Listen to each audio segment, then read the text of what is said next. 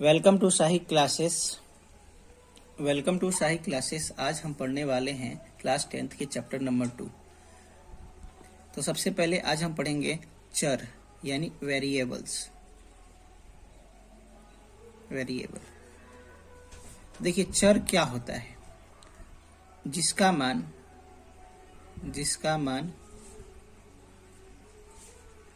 निश्चित नहीं हो, जिसका मान निश्चित नहीं हो यानी परिवर्तनशील हो,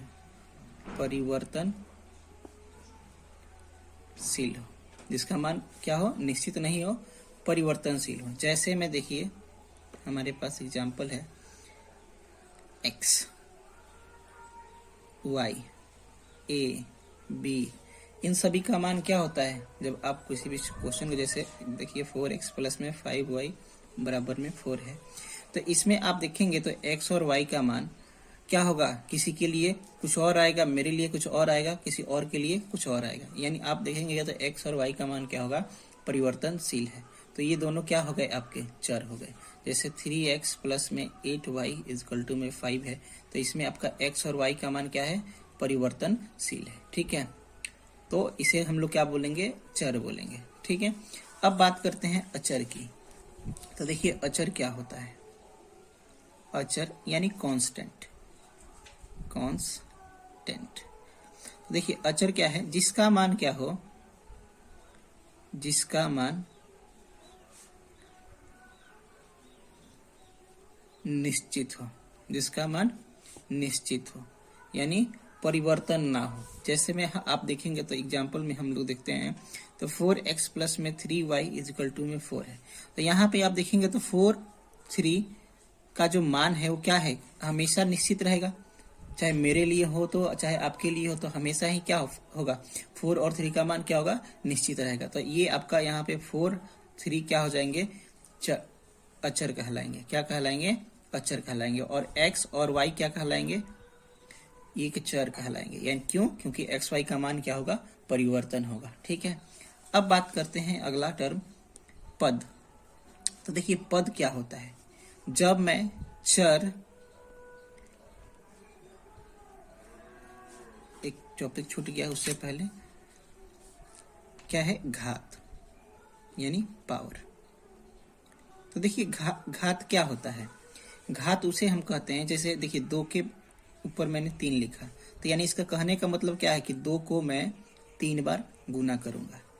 तो इसको मैं ऐसे लिखूं तो चाहे ऐसे लिखूं तो बात बराबर है। लेकिन जब 2 के ऊपर मैं ऐसे लिखता हूं, यानी इसको मैं 2 के ऊपर जब लिखूंगा तो इसको मैं क्या बोलता हूं? घात बोलता हूं। ठीक है, जैसे मैं 5 के पावर 2 लिखता हूं, 5 के ऊपर 2, तो ये 2 क्या है? घात है। क्या है? 2 घात है। यानी इसका कहने का मतलब कि 5 को आप 2 बार लिखिए। 5 को आप ऐसे 2 बार लिखिए। यानी किसी का भी पावर जितना रहेगा, जैसे 11 का पावर यहाँ पे 3 है, तो कहने का मतलब आप 11 को 3 बार लिखे हैं। ठीक है, तो इसको हम लोग ऐसे लिख सकते हैं। अब हमारे पास अगला टॉपिक है पद। तो देखिए, पद क्या होता है?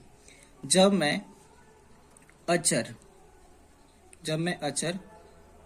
चर और चर के ऊपर घात, यानी इस तरह से मैं एक सूत्र बनाता हूं।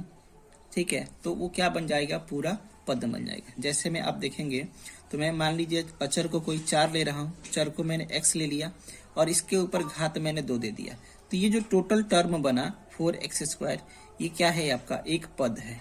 क्या है? एक पद है। जैसे मैं 4x भी मेरा क्या है? पद है। क्यों? क्योंकि 4 एक देखिए क्या है? 4 जो है अचर है, x जो है चर है, और इसके ऊपर कुछ नहीं है, तो यानी इसका पावर क्या है? 0 है। तो ये भी आपका एक क्या बन गया? एक पद बन गया। क्या बन गया? एक पद बन गया। तो इसको हम लोग क्या बोलते हैं? पद बोलते हैं।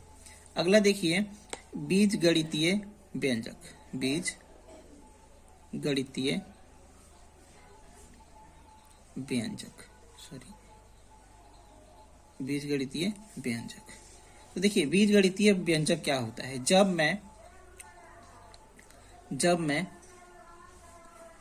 पदों को, जैसे मेरे पास मान लीजिए एक 3x² है, एक 2x² है, एक इधर 4x है, इन सभी को जब मैं जोड़ देता हूं चाहे घटा देता हूं, इनके बीच में मैं जोड़ का साइन या घटाव का साइन लगा देता हूं, तो ये आपका क्या बन जाता है, एक बीजगणितीय व्यंजक बन जाता है। क्या बन जाता है, बीजगणितीय व्यंजक। यानी पदों को मैं प्लस या माइनस की सहायता से क्या कर देता हूं, सम्मिलित कर देता हूं, उसी को मैं क्या कहता हूं, बीजगणितीय व्यंजक कहता हूं। जैसे एक और एग्जांपल देखिए, मैं इधर 3x3, एक 5x², इधर 8x, इधर 1 लिया हूं।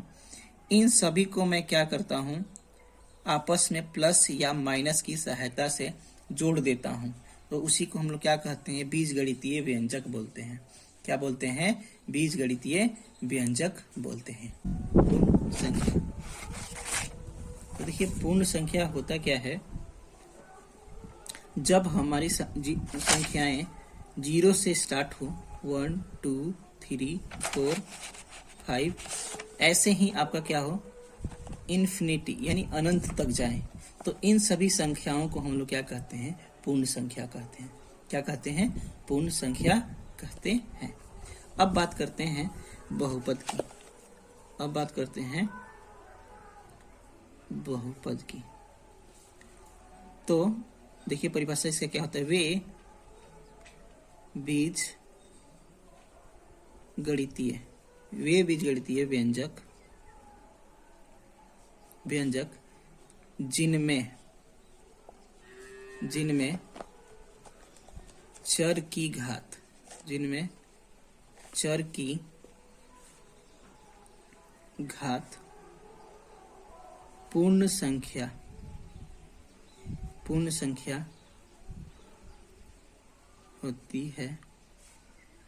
उसे बहुपद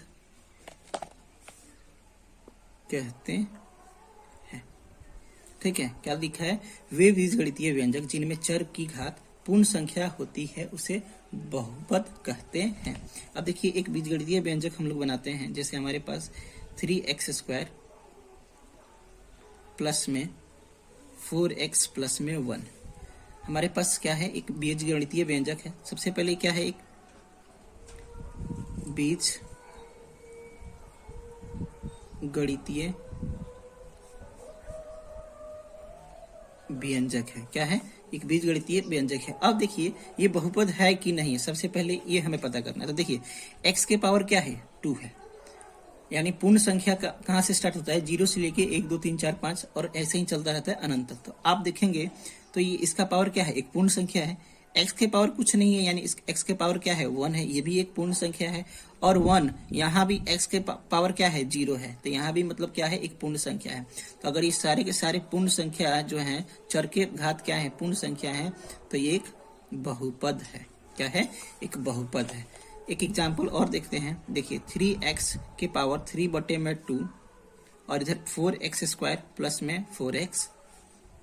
अब इस बीजगणितीय व्यंजक को हम लोग देखते हैं कि बहुपद है कि नहीं। तो सबसे पहले तो ये एक बीजगणितीय व्यंजक है, लेकिन अब आप देखेंगे तो ये जो चर है x, इसका पावर क्या है, 3/2 है। 3/2 यानी कहने का मतलब ये एक परिमेय संख्या बन गया है, और हमारा होना क्या चाहिए, एक पूर्ण संख्या होना चाहिए। क्या होना चाहिए, पूर्ण संख्या होना चाहिए। यानी ये बीजगणितीय व्यंजक तो है, परंतु बहुपद नहीं है। क्यों नहीं है, क्योंकि जो हमारे पास चर है, चर के पावर यहाँ पे आप देखिए तो कितना है, 3/2 है, और ये पूर्ण संख्या नहीं है, ये परिमेय संख्या है। क्या है, परिमेय संख्या है, इसलिए ये बीजगणितीय व्यंजक तो है परंतु बहुपद नहीं है। ठीक है, तो ऐसे आप लोग समझ सकते हैं। अब अगला हमें पढ़ना है बहुपद की घात। क्या पढ़ना है, बहुपद की घात। ठीक है, क्या पढ़ना है, बहुपद की घात। तो इसे हम लोग डिग्री भी कहते हैं। क्या कहते हैं, डिग्री। ठीक है, डिग्री कहते हैं। तो अब देखिए हम कुछ इधर क्या लिख रहे हैं, बहुपद लिख रहे हैं, और आप उसके बाद हम कुछ एग्जाम्पल इधर लिख रहे हैं। एग्जाम्पल के तहत आपको बताते हैं। जैसे मेरे पास देखिए 3x²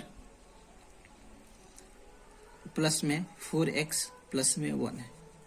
एक और एग्जाम्पल हम लोग लेते हैं 3x के पावर 6 माइनस का 4x स्क्वायर प्लस में x। एक और हम लोग एग्जाम्पल लेते हैं 7x क्यूब प्लस में 3x स्क्वायर प्लस में x प्लस में 1। एक और हम लोग एग्जाम्पल लेते हैं 3x प्लस में 1। ठीक है, क्या लिखते हैं 3x प्लस में 1। तो सबसे पहले देखिए इस वाले जब हम लोग बहुपद देखते हैं तो चर के ऊपर सबसे अधिकतम घात क्या है, घात अधिकतम हम देखेंगे तो यहाँ पे x का 0 है, यहाँ पे देखेंगे तो x का 1 है, और यहाँ पे देखेंगे तो x का पावर क्या है, घात 2 है। यानी जौन सा अधिकतम घात होगा, जो नंबर हमारा सबके से क्या होगा, जो चर के ऊपर जिसका घात क्या होगा, अधिकतम होगा, उसी को हम क्या कहेंगे, बहुपद की घात बोलेंगे। तो इस वाले बहुपद में आप देखेंगे तो x का पावर क्या है, अधिक है, तो इसका घात कितना हो जाएगा, 2। कितना हो जाएगा, 2। अब इस वाले बहुपद में देखेंगे तो ये क्या है, 3x के पावर 6 माइनस में 4x स्क्वायर और प्लस में x। अब यहाँ पे सबसे अधिकतम घात किसका है, तो आप यहाँ पे देखेंगे तो घात x के पावर 6 का है। तो यहाँ पे बहुपद की घात कितना हो जाएगा, बहुपद की घात यहाँ पे 6 हो जाएगा। यहाँ पे बहुपद की घात कितना हुआ था, 2 हुआ था। अब इस वाले में देखेंगे तो 7x क्यूब प्लस में 3x स्क्वायर प्लस में x प्लस में 1। तो यहाँ पे सबसे अधिकतम घात कितना है, 3 है। तो बहुपद का घात कितना हो जाएगा, बहुपद की घात 3 हो जाएगा। ठीक है, अब आप यहाँ पे देखेंगे 3x प्लस में 1 कितना है, 3x प्लस 3x प्लस में 1। तो यहाँ पे आप देखेंगे तो सबसे अधिकतम घात कितना है, x के पावर 1 है। तो जो बहुपद का घात कितना आ जाएगा, बहुपद का घात 1 आ जाएगा। ठीक है, क्योंकि अधिकतम घात कितना है, 1 है, इसलिए किसका अधिकतम घात कितना आ गया है, 1 आ गया है। ठीक है,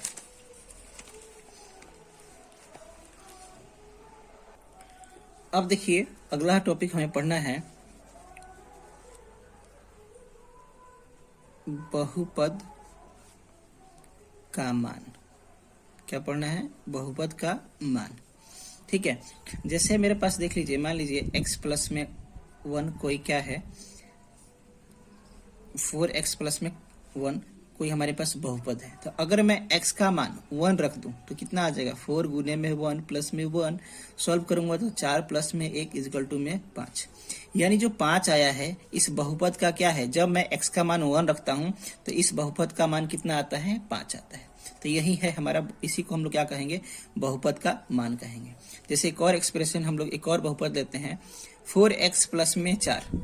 अगर मैं यहाँ पे x का मान 2 रखता हूँ तो अब इस मान को मैं इस बहुपद में रखता हूँ तो क्या हो जाएगा, 4 गुने में 2 प्लस में 4, तो 4 दूनी 8 प्लस में 4, 8 4 12। यानी जब मैं x बराबर में 2 रखा तो बहुपद का मान कितना आया, 12। तो बहुपद का मान कितना कहलाएगा, 12। इस वाले बहुपद के लिए बहुपद का मान कितना है, 12 है।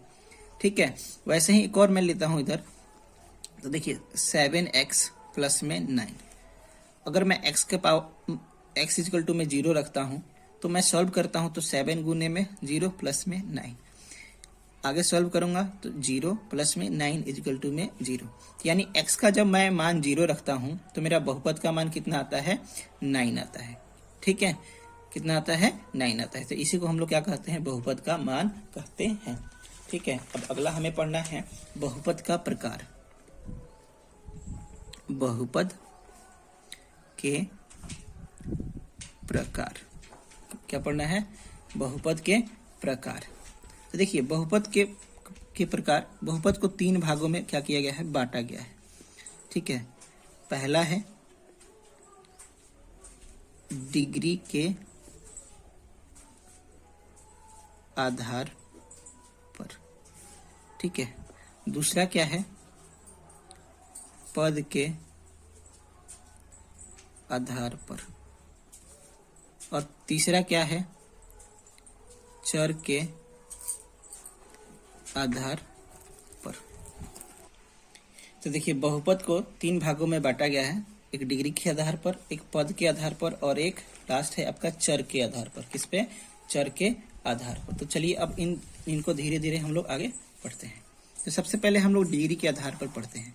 तो देखिए डिग्री के आधार पर सबसे पहले जो होता है वो पहला नंबर होता है रैखिक बहुपद। क्या होता है, रैखिक बहुपद। ठीक है, क्या होता है? रैखिक बहुपद। यानी जो बहुपद का पावर क्या हो, घात क्या हो, एक हो। जिस बहुपद का घात क्या हो, एक हो, उसी को हम लोग क्या कहते हैं? रैखिक बहुपद कहते हैं। जैसे में आप देखेंगे तो 5x प्लस में 3, यहाँ पे इस बहुपद में आप देखेंगे तो x का पावर अधिकतम, इस बहुपद में चर का पावर अधिकतम कितना है? 1 है। तो ये क्या हो गया? आपका रैखिक बहुपद हो गया। वैसे ही 6x प्लस में 4, यहाँ भी आप देखेंगे तो चर की घात कितना है? 1 है। अधिकतम जो इस बहुपद में चर का घात कितना है? 1 है। तो इसीलिए आपका क्या क्या कहलाएगा? रैखिक बहुपद कहलाएगा। दूसरा नंबर होता है द्विघाती बहुपद। द्विघाती बहुपद यानी जिसका घात 2 हो, जिस बहुपद का घात क्या हो? 2 हो। ठीक है, तो देखिए इसका एग्जांपल देखते हैं तो क्या हो जाएगा? जैसे 2x स्क्वायर में प्लस में 3, यहाँ पे देखेंगे तो चर का अधिकतम घात कितना है? स्क्वायर है। ठीक है, यानी 2 है, तो इसको क्या बोलेंगे? द्विघाती बहुपद बोलेंगे। वैसे ही आप देखेंगे तो 3x स्क्वायर प्लस में 2 है, यहाँ भी आप देखेंगे तो चर पे अधिकतम घात कितना है? 2 है, तो ये भी आपका क्या कहलाएगा? द्विघाती बहुपद कहलाएगा। ठीक है, अब तीसरा नंबर की बात करते हैं तो ये होता है त्रिघाती बहुपद। क्या कहा है आपका? त्रिघाती बहुपद। तो जिस बहुपद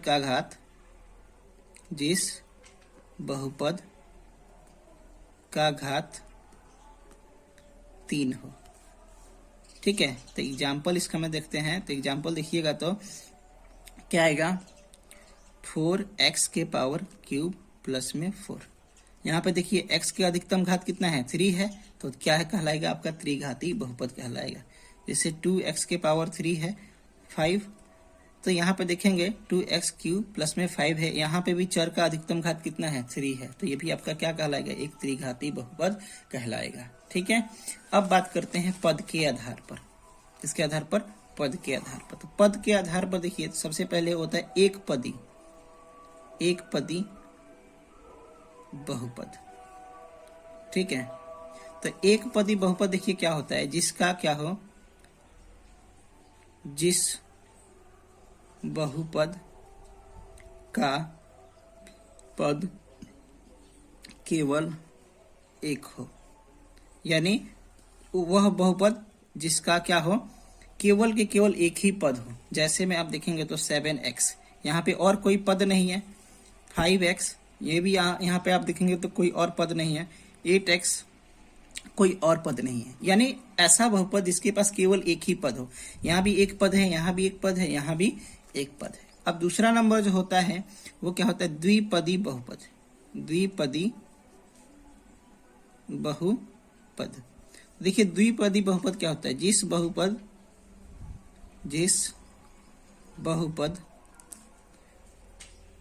के पास 2 पद हो।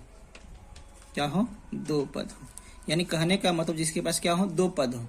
तो 2 पद के एग्जाम्पल के लिए देखते हैं तो क्या हो जाएगा? जैसे 7x प्लस में 1, तो यहाँ पे देखिए एक पद तो ये रहा, एक पद ये रहा, तो ये टोटल कितने पद हो गए? 2 पद हो गए। वैसे ही यहाँ पे एक और देखिए 8x स्क्वायर प्लस में 4x, तो यहाँ पे भी देखेंगे तो एक पद ये रहा, एक पद ये रहा, तो टोटल कितने हो गए? 2 पद। तो इसे हम लोग क्या बोलेंगे? द्विपदी बहुपद बोलेंगे। ठीक है, अब एक अगला होता है त्रिपदी बहुपद। त्रिपदी बहुपद यानी पद टोटल कितने होने चाहिए? 3 गो होने चाहिए। कितने होने चाहिए? पद टोटल 3 गो होने चाहिए। अब इसके एग्जाम्पल देखते हैं तो यहाँ पे आप एग्जाम्पल देखिएगा तो जैसे 5x स्क्वायर प्लस में 4x प्लस में 1, तो अब यहाँ पे आप देखेंगे तो टोटल कितने पद हैं? 1 2 3, तो ये क्या कहलाएगा? आपका त्रिपदी बहुपद कहलाएगा। जैसे एग्जाम्पल और हमारे पास है स्क्वायर प्लस में 3x प्लस में 1 है, तो यहाँ पे आप देखेंगे कि यहाँ पे टोटल कितने पद हैं? 1 2 3, तो ये भी आपका क्या हो जाएगा? त्रिपदी बहुपद कहलाएगा। क्या कहलाएगा? त्रिपदी बहुपद कहलाएगा। अब हमारा लास्ट वाला बचा है चर के आधार पर बहुपद। तो सबसे पहले देखिए एक चर वाला। क्या होता है? एक चर वाला, जिसमें क्या होंगे? केवल एक ही चर होंगे। क्या होंगे? जैसे आप देखिए 3x स्क्वायर प्लस में 4x, इसमें केवल x ही एक चर है। ठीक है, जैसे वाई स्क्वायर प्लस में 3y प्लस में 1, तो इसमें आप देखेंगे तो वाई ही केवल चर है, तो इसको हम लोग बोलेंगे एक चर वाला बहुपद। क्या बोलेंगे? एक चर वाला बहुपद। अब होता है एक दो चर वाला बहुपद, दो चर वाला बहुपद। तो देखिए जैसे 4x स्क्वायर प्लस में 3y इजिकल टू में 1, तो ये आपका क्या है? प्लस में 1, ये क्या है आपका? देखिए एक यहाँ पे भी चर है, एक यहाँ पे भी चर है, तो ये दो अलग अलग चर है, तो इसे हम लोग बोलेंगे दो चर वाला बहुपद। क्या बोलेंगे? दो चर वाला बहुपद। जैसे एक और एग्जांपल देखिए 3x स्क्वायर प्लस में 4xy, तो यहाँ पे भी देखेंगे तो एक चर x है, एक चर y है, इसमें भी दो चर है, ठीक है, तो इसे हम लोग बोलेंगे दो चर वाला बहुपद। एक होता है अनेक चर वाला बहुपद। क्या होता है? अनेक चर वाला बहुपद। तो अनेक चर वाले बहुपद में जैसे देखिए 3x स्क्वायर प्लस में 4y स्क्वायर प्लस में 3z स्क्वायर, ये सब के देखिए x y z, इसमें तीन अलग अलग चर वाले बहुपद हैं, तो इसे बोलेंगे अनेक चर वाले बहुपद बोलेंगे। ठीक है, thank you for watching this video आपको कैसा लगा प्लीज कमेंट करके बताएं। अगर अच्छा लगा तो सब्सक्राइब कीजिए और हमारे चैनल को पे डेली आइए। Thank you for watching this video.